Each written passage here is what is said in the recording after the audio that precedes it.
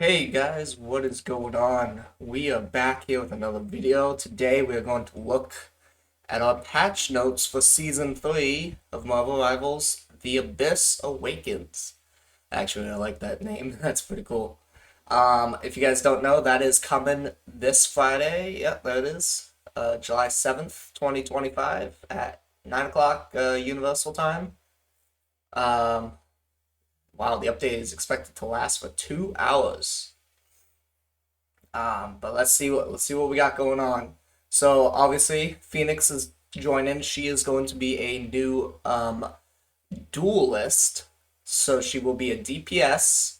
Um, and then there's going to be a new domination map, which is Clinta, the Celestial Husk. They've released a few pictures of it. We'll see how it goes, but it's a domination map, so there's going to be like three different variations of it. Obviously, season 3 gives us a new battle pass. Unlock a fiery new battle pass featuring 10 all new sets of heroic costumes. This season's theme is the cosmic power of the Phoenix Force and the mysterious symbiotes. We hope you enjoy it. And I gotta say, I love this Jeff skin. I love this Rocket skin. I mean, Emma is just Guna bait. And then I actually dig. I don't mind the squirrel girl look. I don't think I like it as much as like these two, but it's pretty cool. And I like how Tippy Toes has a little symbiote going on too. Season event, which they do every season, every half season actually. New event, Milano repair logs. Join the crew to help repair the Milano and earn a free symbiote storm costume. Which that looks pretty sick. I think that's gonna be my new symbiote skin, or my new storm skin, but also my new symbiote skin. This is interesting. Rank reset. Based on your final season 2.5 rank, ranks will be demoted by 7 divisions. Last time it was 9 divisions. So, for example, if you end the season at Diamond 1, your season 3 journey begins at Gold 3. Last season, you would have been, I believe, Silver 1. Yeah, because it would have been 2 extra divisions. So instead, you would have gone from Diamond 1 to Silver 1. So that's actually neat that you're not dropping as far as you think, or at least as far as it was supposed to be. New rank settlement rewards have landed. They're hotter than a supernova. Reach gold for the incredible Phoenix Emerald Flames costume. That's the costume you get for each gold. Earn Fresh Crest of Honor for Grandmaster Celestial Eternity and the illustrious Top 500. However, they're also doing a new fiery fun with brand new nameplate frame rewards for Diamond and Platinum ranks, which I like because in Season 1 I got to Gold and was like, well, I have to go all the way to Grandmaster to get anything else. And at the time I had just started competitive, so like there wasn't much time left in the season, so I was like, what's the point in going for Platinum or Diamond because there's nothing for them. And then this season I tried to go I did a bit more, but I still haven't like fully done competitive all the time. I still like just chilling on quick play, although sometimes feels like quick play is competitive. Um, but now if you hit platinum and diamond, you're going to get rewards, which is neat because I hit diamond this season. I am hoping to go for grandmaster next season though, but we'll see. Mission system adjustments. Daily missions are removed. The chrono token rewards will be redistributed to other missions. The weekly missions have been improved, however, so now the weekly missions will roll over and can be completed. So instead of you having to hop on every day to do the daily missions, you can now do like weekly. Like hop on weekly, get all that week's done, go to the next week, so on and so forth. However, if you also don't finish for a week, maybe on vacation, they will roll over to the next week until the mid season. So that gives you plenty of time to get what you need.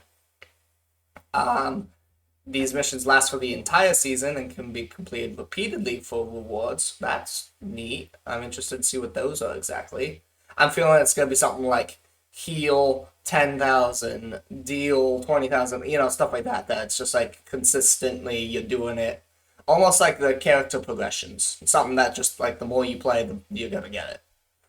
Um, New missions added, while excessive hero-specific missions have been removed.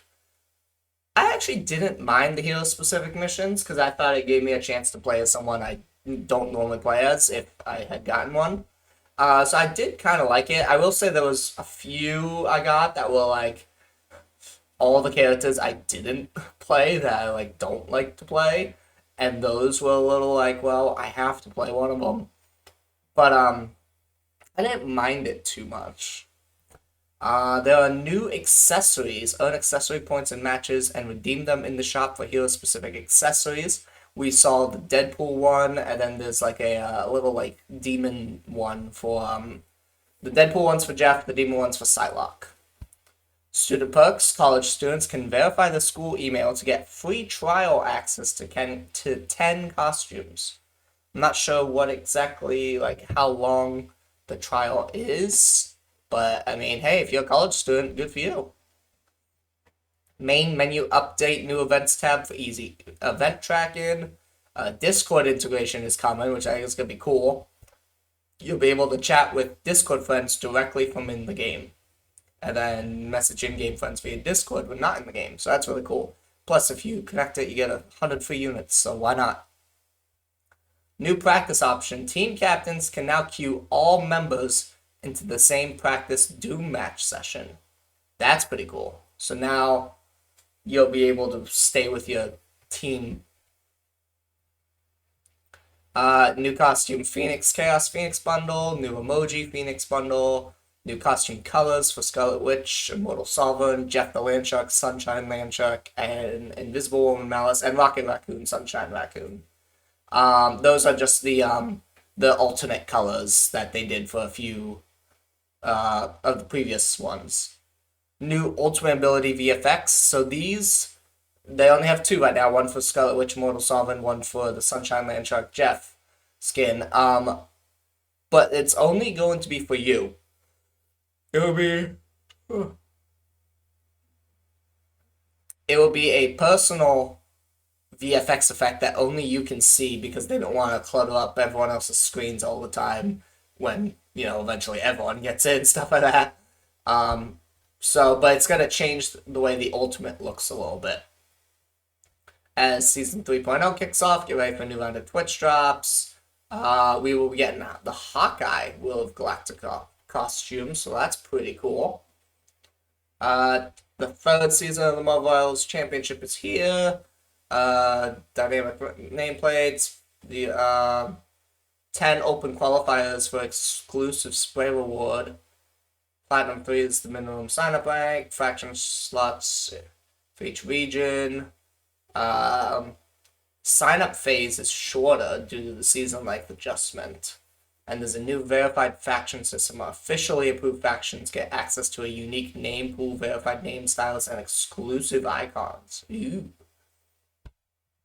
All platforms have a new match summary revamp. They have kind of now added what missions got completed and stuff like that. They're making it more easier to see exactly what you did in the match. Gallery update. They have merged serials and special edition and added a new cinematics tab.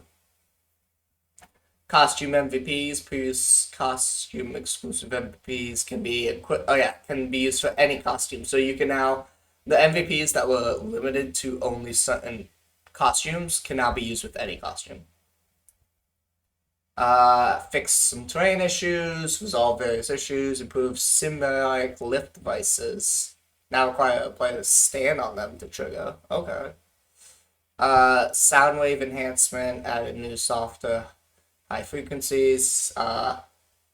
Things Rocky Road had a thing going on, emotes. Okay. So that's all like bug fixes. So they have a lot of cool little things going on. Okay, and then here's the second part of the update coming, the balancing that they're doing. So Emma Frost, starting with Vanguards, Emma Frost is getting a slight nerf a little bit.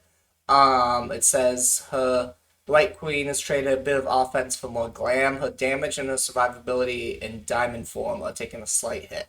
So they're reducing her telepathic pulse damage at 99 energy from 120 seconds to 110 seconds. That's her primary attack. And from 150 seconds to 140 seconds at 100 energy. So the way she works is her little charge up meter. The longer you deal damage, the more damage you will deal.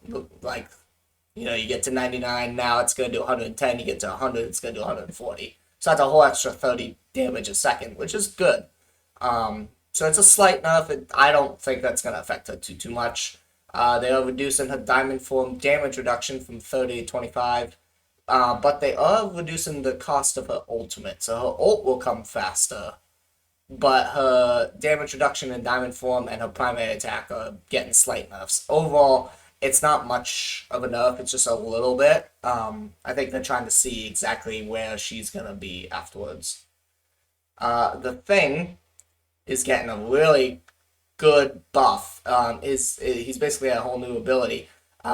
He's going to be able to leap towards enemies to gain his 25% damage reduction, but he'll actually be able to target enemies with it now instead of just allies.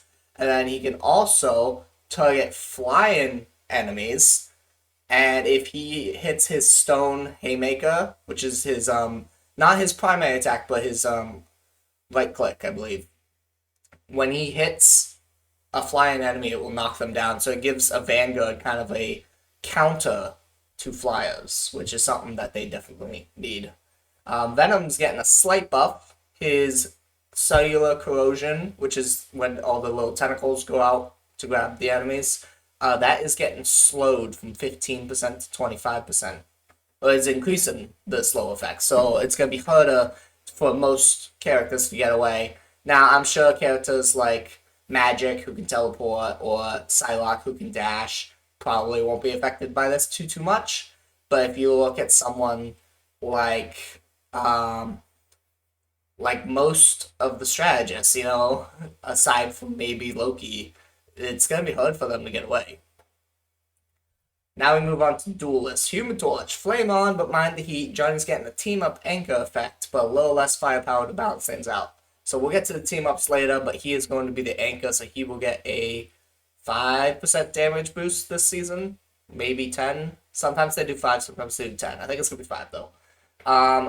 They're going to reduce his fire cluster damage per projectile from 6 to 5.5, and reduce his supernova activation shockwave damage from 80 to 75, and the fire tornado's damage on time from 120 to 110, and add team up anchor bonus 5 damage boost. So he's getting like a slight damage nerf, but also he's getting the anchor boost, so we'll see exactly number wise how it is. But I mean, Human Torch is still Human Torch. If you watch the postseason, he was easily like a game changer for a lot of matches. Human Torch is just him. Now we have Iron Man. He's getting a slight nerf. His first 2 repulsor blasts are going from 40 to 35, 50 to 45 while in armor overdrive, and his ultimate's getting nerfed. It's going to need a longer time. It's going from 28 to 3400. So I feel like in casual play, his ultimate's not great because most people don't know how to aim it or use it. But then I feel like in higher level play, people are like on top of it, and it is a game changer. It can wipe out like a whole team. So I think we'll see exactly how it goes. Mr. Fantastic, his inflated state, which is when he gets big, his bonus health is going from 400 to 350, so they're just making him slightly easier to take down. That's kind of whatever, I feel like. Namor, he's getting a buff. His Trident of Neptune damage is going from 70 to 75, and the speed from 120 to 150, so he'll be firing these Tridents a lot faster, and the damage will go up.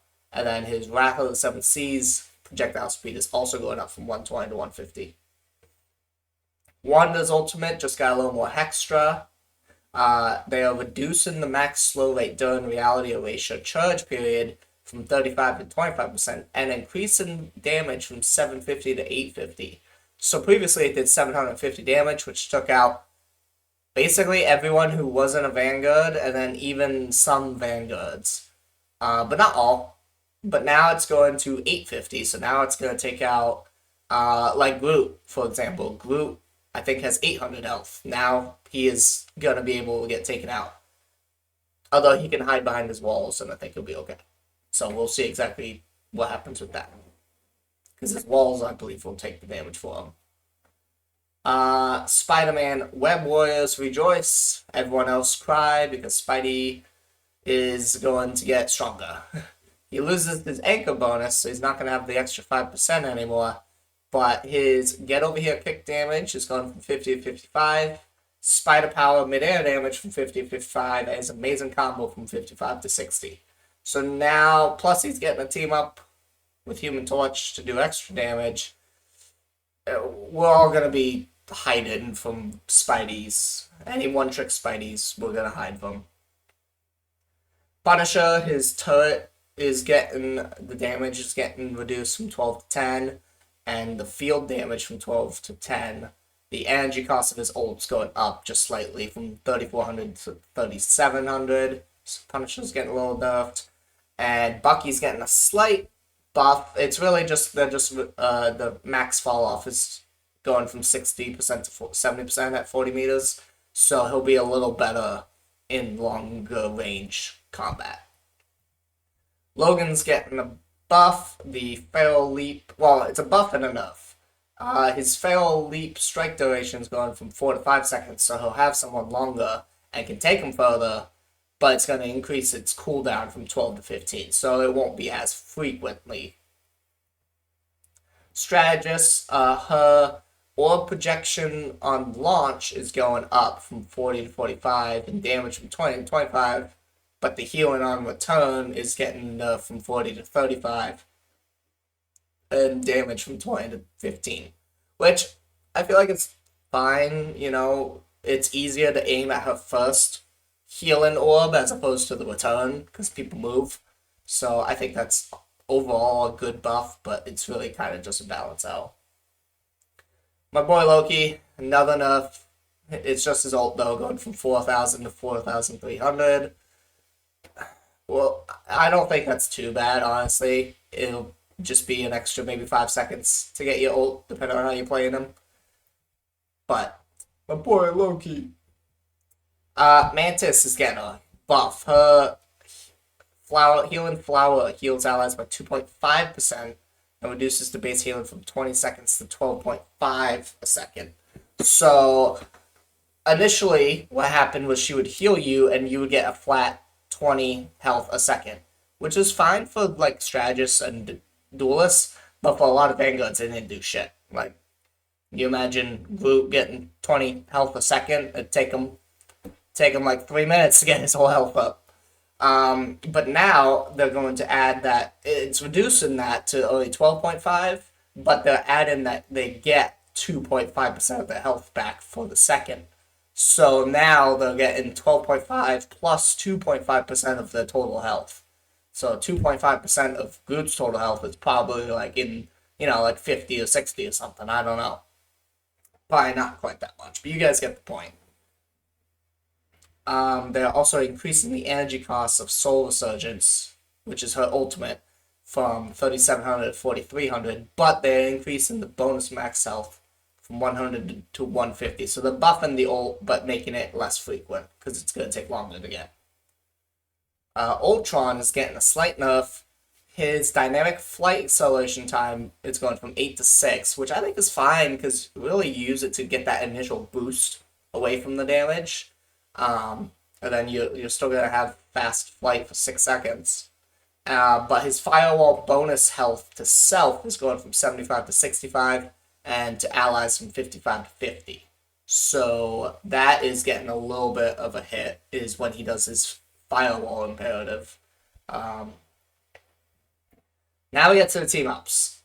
We gain in Human Torch and Spider-Man, because they've been friends in the comics a lot, so I actually really like that they're getting a team up together. But so Human Torch is getting the 5% damage boost because he's the anchor. Spider-Man is getting a Inferno Blast ability, so he is going to have his regular Web Tracer as well as a Fire Web Tracer that does fire damage over time, Plus, then he does his pull in with the kick, the uppercut, and then some punches in midair. Yeah, anytime you see a Spider-Man, just play Thane or hide. Phoenix is getting a team up with Wolverine, so Phoenix is going to be the anchor. She gets a 10% boosted damage output, so they like to do this in a lot of games. Whoever the newest character is, they buff through the roof and make them really good so everyone wants to play them. And then over time, they nerf them down to be more in line with everyone else. So Phoenix is getting a 10% boost in damage. Wolverine is getting the Phoenix Warrior ability, so I'm surprised it doesn't say it here. But when he does his Feral Leap, where he grabs an enemy, he's going to have fire damage going through, so he's going to be able to do his regular damage on top of the enemy is taking damage through just fire, and it also has lifesteal ability, so it's going to heal Wolverine at the same time. So, yeah, Wolverine's going to be pretty good this coming season, I feel like. They do remove the ESU alumni's Spider-Man and Squirrel Girl team up because Spider-Man's moving on to Human Torch. Squirrel Girl is moving to the Ultron Iron Man team up. So she is going to get a Squirrel Missile, which is a lock-on ability for flyers, essentially. I mean, it can be for other characters too. But its best bet is for flyers because they gave a Vanguard a good counter to flyers. Now they're giving a duelist a good counter to flyers. It doesn't do a lot of damage. I've seen some gameplay. It does maybe like 30, 40 damage. But, I mean, it's enough to, make it at least usable. And it definitely helps out get rid of the multitude of flyers. And Storm and Human Torch's ability is ending as well. That's because Human Torch is going with Spider-Man. Storm is not with anyone now, I don't believe. Because she doesn't have her one with Cap anymore, Cap and Thor. And she doesn't have... Yeah. I don't think she has any right now. I might be... No, she has Jeff Nato. How could I forget Jeff Nato? Sharknado. No, Jeff Nato, yeah. And then the last one for the team-ups is they're adding Hela to the Venom and Jeff symbiote shenanigans. So when she throws her little orb that pulls people, it's going to add these symbiotic tentacles to slow them down on top of it. So it's going to make her that much deadlier. Balance changes. The triple res zombie comp Guardian Revival is going to go up from 120 to 135 seconds for its cooldown because it was, let's be honest, kind of crazy how often. But also at the same time, I feel like you're only going to use it for certain fights. You're going to want to hold on to it. If you're the only person on the point, you're not going to respawn. You're going to wait and use it later when maybe there's 4 or 5 people on the point that you can spawn in with. So I don't know how much that's going to do, but we'll see. And then they are slightly increasing the power for Jeff's end of the team up of symbiote shenanigans. His Guardian of the Deep max bonus health is going from 50 to 100, and the max tendril link from 3 seconds to 5 seconds. So yeah, that is all of our upcoming updates and team-ups for Season 3, which will be this Friday. So definitely stay tuned. I will be doing 100%. I will be doing probably a live stream. Maybe I'll try to get a video out that day. We'll see. But yeah, just stay tuned. Until then, though, guys, have a good day and goodbye.